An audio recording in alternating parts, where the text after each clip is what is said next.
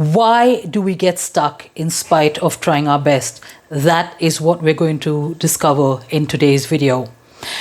I think we've all faced situations in life or even periods in our life when in spite of our best efforts, we just can't seem to move forward.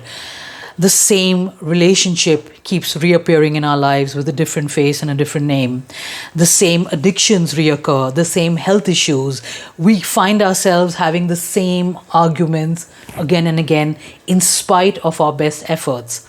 And at this time, we may find ourselves visiting different therapists, psychologists, psychiatrists, reading all the literature we can find on those issues, doing all the self-help techniques that we can find, and yet we just seem to go around in circles.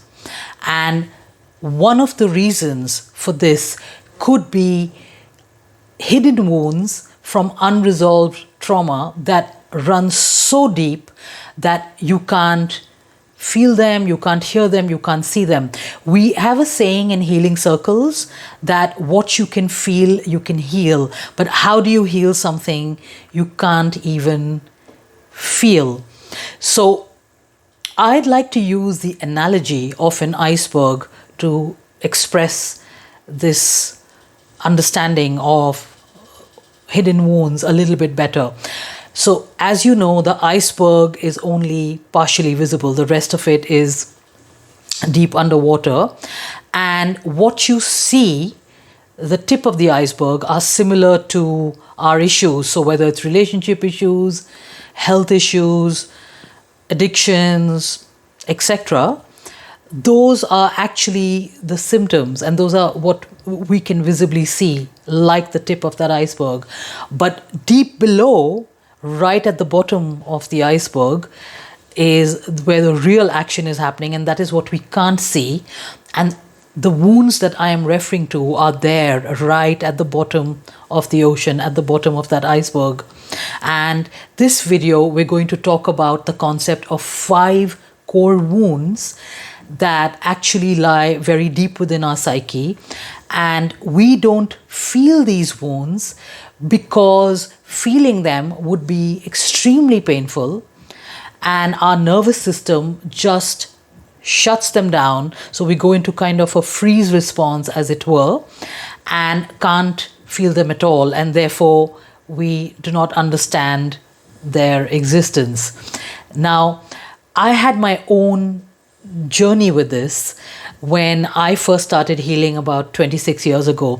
So I thought when I started on the path to healing that I was going to go from point A to point B, and if I just did all the right things and applied all the right techniques and got the best possible advice I could, I would be healed.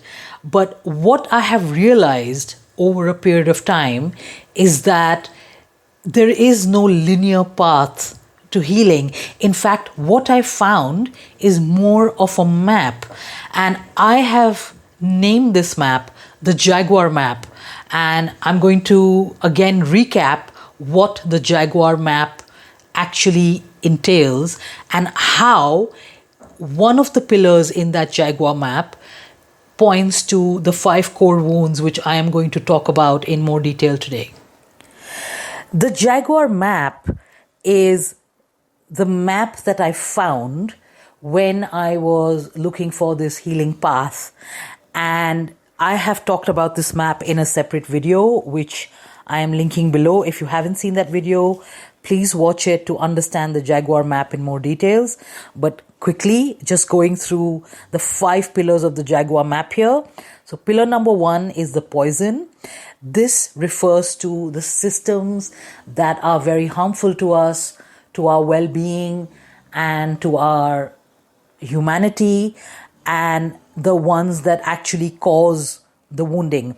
And I have given this system, the master system, a name, which is the Narchiarchy, and I've already made a couple of videos about that, which I'm again linking below. If you haven't watched those videos, watch them to understand better what I'm talking about. But in a nutshell, the Narchiarchy is narcissism-driven patriarchy which to me is the master system that all other hierarchies follow. And these systems do untold harm to us. And they actually create pillar number 2, which is the wound pillar, which is the video focus for today. And this wound pillar refers to the wounding, the deep wounding that is caused by this oppressive Narchiarchy. And the remaining 3 pillars, which include the Jaguar path, the New World, and the path before the path, refer to the rest of the story. So the Jaguar path indicates the journey that I took to heal from the interaction between the Narchiarchy and the wounds, and the journey that I want to share with you. And the New World indicates what the world would look like without pillar 1, without these harmful systems. Because to me, just healing our wounds is not enough. You can heal your wounds all you like, but if you are surrounded by and live inside a hierarchical system that values domination and oppression over cooperation, you are going to become wounded again, and you're going to have a hard time getting out of that wounding cycle. And the path before the path refers to my experiences along my healing journey, which were very pivotal at certain moments, and which basically became the threads that wove into my larger journey. And of course, I share that with you so that you can take a you can take a page out of this and learn more about your own journey and the possible coincidences you may have on the way to healing. Now, coming back to the iceberg, as I mentioned earlier, the visible symptoms of this wounding are what we can see as issues, especially repetitive cyclical patterns and issues that show up in our life. But actually, they're coming from deep inside. They're coming from the right at the bottom of the iceberg, where they are influencing us in ways we may not entirely be able to grasp. Now, I want to be very clear here. This is not the same as me saying that you attract everything that happens to you, and not being able to see and heal your wounds is some kind of moral failing, and that you are solely responsible for your own healing. I am not a fan of any kind of spiritual or intellectual bypassing. I don't want that here on my channel. I don't want that here on my life. And I certainly don't want to propagate any of that ideology to you here. What I am trying to say is that when we have unresolved traumas and they are hidden deep in our psyche so that we're in a freeze mode and we can't feel them, those unrevealed traumas and the wounds that they cause have a strong charge, almost you can say a kind of an electrical charge, and this electrical charge is magnetic. And it's not magnetic in a direct kind of way, so it's not like it directly attracts these situations. It doesn't quite work that way, but it may make you emotionally stuck in certain situations and not being able to have any other emotional inner world that can be available to something more suitable or something better for your own life. That's what I'm talking about.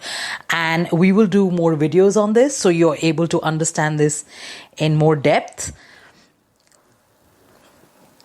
So if you look at the image of the iceberg here, you can see very clearly that the wounding can be right at the base of the iceberg, and then the symptoms that are on the top, that the ones that are visible, are actually kind of broadcasting the pain and the energy of those original wounds. So let's look at these 5 core wounds in a little more detail. And if you look at this image here, you will see that I have represented these 5 core wounds in the shape of a web. And the reason I have done that is, in my experience, I saw that the wounds don't necessarily operate in isolation. They are very much connected to each other. And when you are healing, you may notice a pattern where you may heal one particular wound, or you may start working on one particular wound consciously or unconsciously. And you may notice that when you're done healing one part, suddenly a related part will just suddenly pop up somewhere down the line of that healing process, or a new wound connected to that original wound may suddenly become exposed to you. And that really indicates the web-like structure of these 5 core wounds. So the first wound I'm going to start with, because that is actually in the center of the web, as you can see, is the existential wound. And I call this the existential wound because it is actually the wound of incarnation. So my understanding as a shaman of who we are apart from our human bodies and this existence is that we are really part of something that is much larger and far more expansive and without fathom, and something that we may not even be able to fully grasp. And when this energy suddenly has to be contained into a small human body and a very limited human experience, which can be a very difficult experience because the current world that we live in is not the easiest place to be at times, then we end up with this wound of human limitation. And the other wounds stem from this, because when this wound is not handled, or it's not handled with compassion, it's not held, it's not seen, it's not validated, it's not understood, the other wounds will naturally follow from there.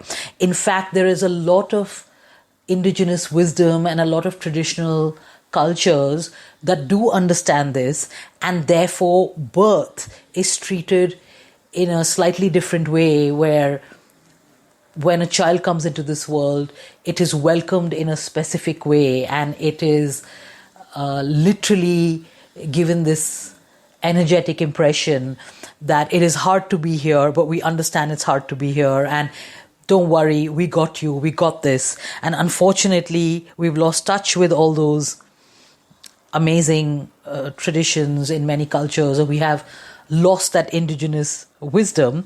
And the way that we treat birth and the way that a lot of children are treated in societies all over the world itself is highly traumatizing for the soul.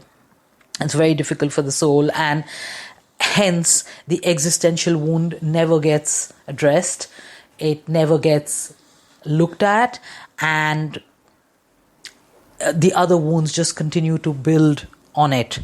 So the second wound that I'd like to talk to you about is the instinctual wound, because this is a very important part of this 5 core wound universe. And again, it has its roots in childhood, when you are not allowed to develop a sense of your instincts, your needs, and your reasons to be here, because your caregivers maybe are not attuned to your needs, or maybe they have fallen for this idea that children should be independent very quickly. So there was a time in our history where children were just left to cry in the cot, for example, because this was thought to make them strong and independent. And at that point of time, there were a lot of cot deaths that were related to this kind of negligence. And this is an example of how those children, the ones who survived, became very separated from their needs and their instincts, because their needs were not validated and attuned to by their caregivers. And that continues to happen even today, and is actually a very common form of neglect and child abuse. Now, apart from the instinctual wound, we also have the wound of disconnection. And this can happen when a child is not welcomed, or a child feels like it's a burden or it's unwelcome in the world. And one of the signs of having this disconnection wound is being hyper independent, claiming that you don't need anyone, not trusting anyone, but actually it is about being disconnected from self and also from others, and not being able to have that basis for connection because it was never built in childhood. Just going back to the instinctual wound, the way you would know is if you had an instinctual wound is if you find it very difficult to understand your needs and to get in touch with your needs. And this is a very common experience, because when I worked with clients, I see that if I ask people what do they want, it's very easy for them to give me a 10-page list. But when I ask them what do they actually need, they struggle to even give me one need. But in reality, an average human has probably 30 or 40 needs that are probably going unmet at any given point of time. Next is the wound of incapacitation. And this happens when we are either infantilized, or we are parentified, or we have experienced some kind of helicopter parenting in childhood. And it happens when our caregivers fail to understand that as children we have developmental stages, and that if we are pushed to do something that is beyond the capacity of our developmental stage, it can cause deep trauma and damage to us. And if we're pushed to do something that is below our developmental capacity for that stage, that can also be traumatizing because it leaves us with learned helplessness.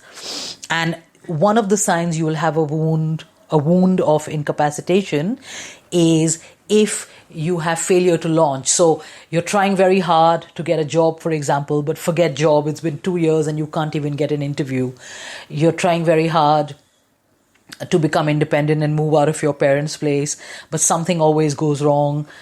The job never quite works out, and you find yourself back to sleeping on your friend's couch or in your parents' spare bedroom.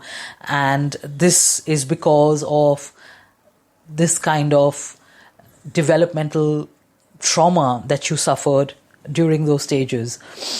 Now, the wound of entrapment is one of the most serious wounds here, because this is literally soul entrapment, and it happens when we have been narcissistically abused.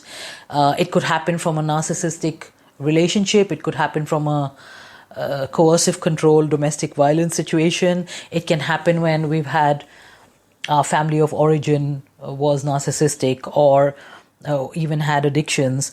And it can leave you in a situation where you know the right thing to do is get out, but you can't get out. You also want to set boundaries and fight back, but you find that you're unable to do that. And by the way, this is not a weakness. And entrapment is also, the wound of entrapment can also lead to some serious addictions. And none of this is a moral failure. You literally have been trapped into that addiction. You literally have been trapped in that relationship.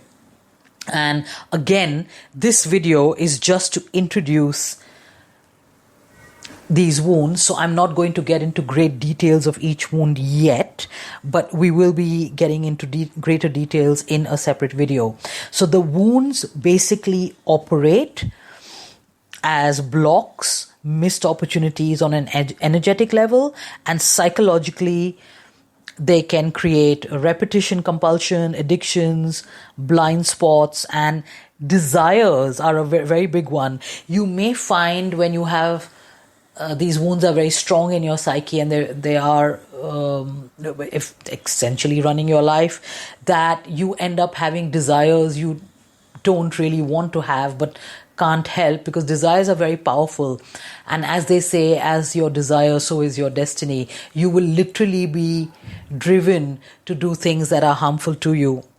And another key reminder here is, once again, is that this is again not a moral failure or a character flaw. It is not your fault.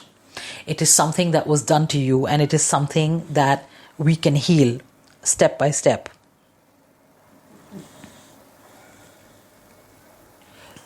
This is just an introductory video to introduce you initially to this universe of the 5 core wounds, but there are more videos to come in the series, and some of the videos we will get into more detailed instructions on how to start working with these wounds.